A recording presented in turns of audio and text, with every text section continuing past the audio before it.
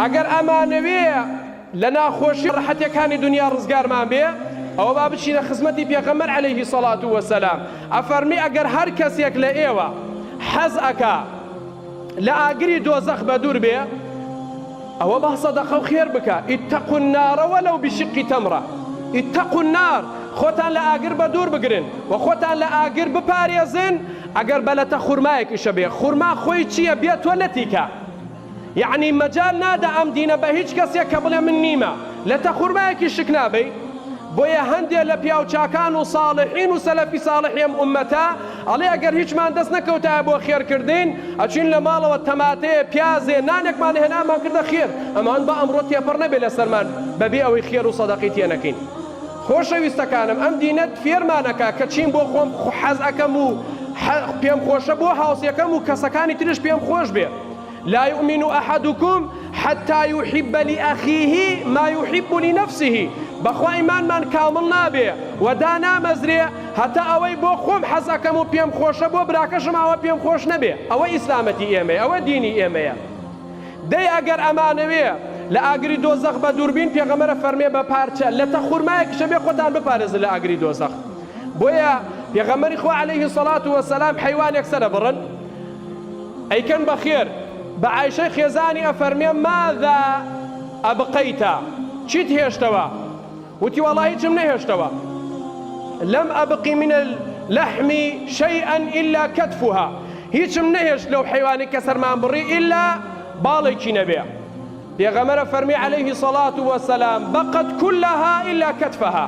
هەمووی ماوە ئەو حەیوانێک کە کرمان بەخێر، هەمووی ماوە بەس باڵی نەماوە. فەرموو بۆ یا ڕەسوڵڵا، فەرمی ئەوەی کە بەخشیت گەیشتە لای خوا، شوێنی خۆی گرت، بەس ئەمەی کە هێشتمانەوە نەگەشت، ئەمە نەگەشت، بەس ئەوانە هەمووی گەیشت، هەمووی ڕۆژ گەشتە شوێنی خۆی، بەس ئەمەیان نەگەیشت. چەند عەزیمە ئەم پێغەمبەرە فێرمانەکە عەلەیهی سەڵات وەسەلام. جا هەر کەسێک نەخۆشی هەیە، نەخۆش گرفتارە، دەردەدارە بەدەست نەخۆشیەکەیەوە، ئەوە پێغەمبەر عیلاجەکەی بۆ داناوین. ئەفەرمێت داو مەڕضاکم بالسەدەقە. نەخۆشەکانتان عیلاج و تیمار بکەن بە سەدەقە و خێرکردن. بەڵام کابرایەک 101 دکتۆری کردووە، 1001 عیلاج و دەرزی بەکار هێناوە، ئینجا کە دێت ئەم بەم شێوازە ئەیڵێ، ئەڵێ مامۆستا ئەڵێن خێر و سەدەقە بکەی نەخۆشیەکە چاکە بێ، بیکەم چاکە بم، نەوەڵا چاک نابی. چونکە ئەم دینەی ئێمە دینی یەقین و ئیمانە، ئەبێ یەقینت هەبێ 100% ئەوەی کە خوا و پێغەمبەری خوا صلی الله علیه وسلم فەرموویەتی 100% ڕاستە، هیچ گومانی تێ نییە. ئەمە مەسئولێک و کاربەدەستی دنیا نییە ئیمڕۆ تەزریح و لێدوانێ بدا بەیانی پاش گەز بێتەوە لێی. نا، ئەمە خوا و پێغەمبەری خوا فەرموویەتی ئەبێ 100% یەقینمان هەبێ بە سەدەقە و خێرکردن عیلاجمان بۆ دی ئەگەر نەخۆش بووین. بەڵام بەم شێوازە کابرا بڵێ ئەڵێن وەڵاهی نەکجارێ دەجاریکە خێر بگا سەدەقە، ئەو سەدەقە نابێ بە مای شیفا بۆ ئەو کەسە، چونکە ئەبێ یەقینمان هەبێ بە سەدەقە و خێرکردن ئێمە چاکە بین ئەگەر نەخۆش بووین.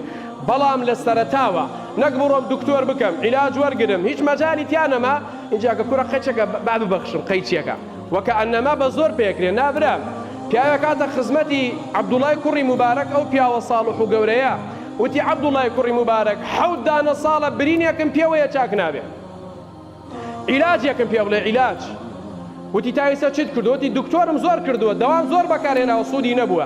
ئەیوتی بۆ لە دەرگای خوات نەدا، بۆ نەچیت بۆ لای ئەڵڵاه، بۆ نەچیت بۆ لای ئەشافی وئیذا مەریضت فهو یەشفینی. ئەی بۆ نەچیت بۆ لای ئەڵڵاه، پێشەوەی بچی بۆ لای مرۆڤەکان، بۆ لای عەبدەکان، بۆ نەچی بۆ لای خۆی عەبدەکان. وتی وەڵا نەوزانی. دەوتی من ڕێگایەکت پێ ئەڵێم، بەڵام ئەبێ یەقینت هەبێ بەم قسانەی من ئینشاءالله خوا شیفا دەدا. وتی چییە؟ وتی دێیەک لەو دێهاتانەی کەنیزگن لێمانەوە ئەناڵێنن بەدەست کەم ئاویەوە، ئاویان نییە، بڕۆ لەوێ بیرێک هەڵکەنە، بەس نەزانن تۆی، ها نەزانن تۆی، بڕۆ بیرەکە هەڵکەنە، ئومێ دەکەم ئینشاءالله لەگەڵەوەی ئاو هاتە سەر لەو بیرە تۆ چاک بی. کابرا بیرفعل بە قسەی ئەم پیاو باشەی کرد، ڕۆژ لەو دێ بیرێکی لەدا بەبێ ئەوەی کەس بزانێ، ئەڵێن لەگەڵەوەی بیرەکە تەواو بوو، ئاو لە بیرەکە هاتە سەربان، ئەم هێواشواش برینەکە بۆ خۆی بچکەوە بوو.